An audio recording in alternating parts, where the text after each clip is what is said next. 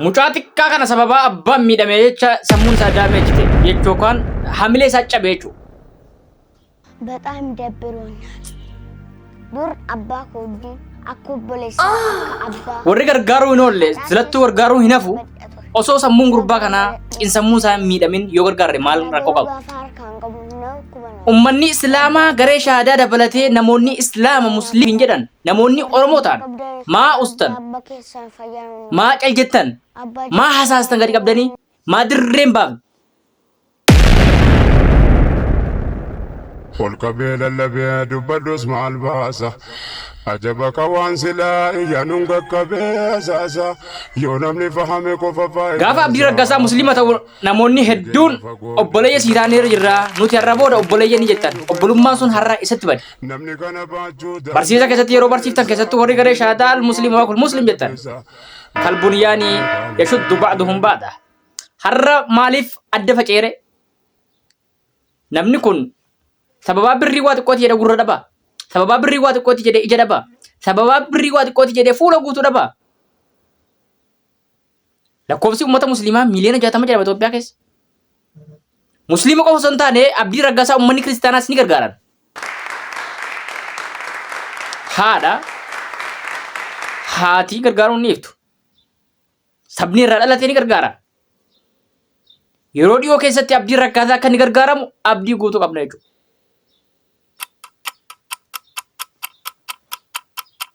Maal taatan? Amala akkasii kana hin qabdu Oromoon duraan. Musliimni amala akkasii hin qabu. أمة أمنتين كم نرى إلى أخلاق فوكسا جرو مرة دالي مالين تقوم عدا والولال نتفقات من يمو جرى جالي على إسلام غاري Gurbaan xiqqaan kun hamilee cabe. Dhugumaan abdiin gurbaa kanaaf hiriyaadha, bakka haadhaati, bakka abbaati, bakka obboleessaati. Mucaan silaa yeroo kanatti barumsa barbaadu hamileen isaa cabee manatti galee jira jechuudha isaa waliin. Kan dhukkubsataa jiru abdii qofa osoo hin taane daa'imni xiqqaan kunillee abdiidhuma waliin dhukkubsataa jira jechuudha. Sinii galee? Mee viidiyoo kana dhaggeeffadhaa as keessatti waa agartanii. በጣም ደብሮኛል። ዱር አባ ኮዲ አኩቦሌሳ አካ አባ አካ ሀዳቲስ ወሊን ጠበደቱ irra gangaladheen fataa jira ture. Har'a garuu gaafa harkaan qabu na kubanaan jiru. Rabbi abbaa kunaaf fayyisuu du'aa godhaaf. Yaa dhugaadha. Abbaa qabda. Dabbaramteetti. Dabbaramuu maltas. Si'ii miti. Abbaa jechuun gaachoo. Si'ii isa kana abbaadhaafis hiriyaadhaafis obboleessaafis qabu kanaa miti. Namoonni maatii hedduun gidee abbaan irraa dhukkubsatan hangamta akka isaan yaaddaan ni beekna jechuudha.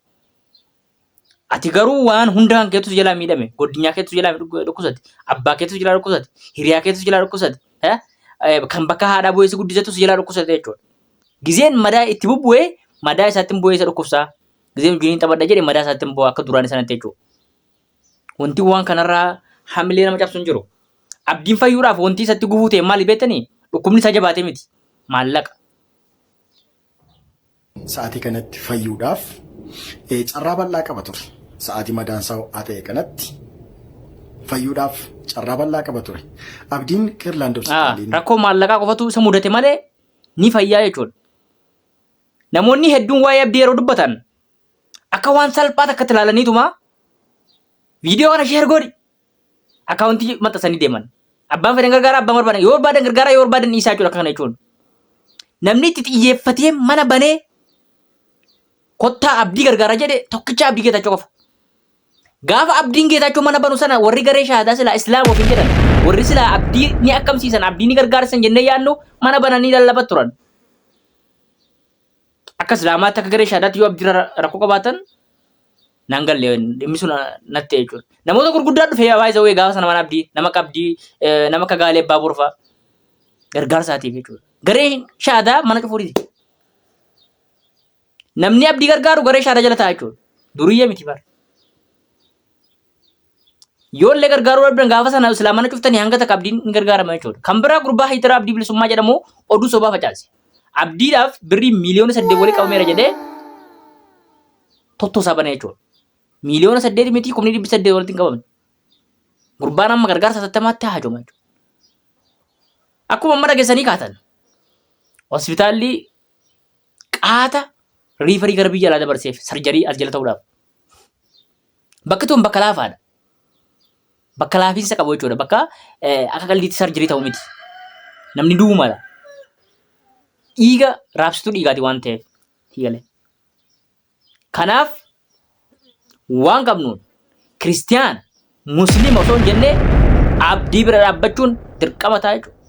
Of course dirqama islaamummaati, dirqama namummaati, dirqama oromummaati. Yaa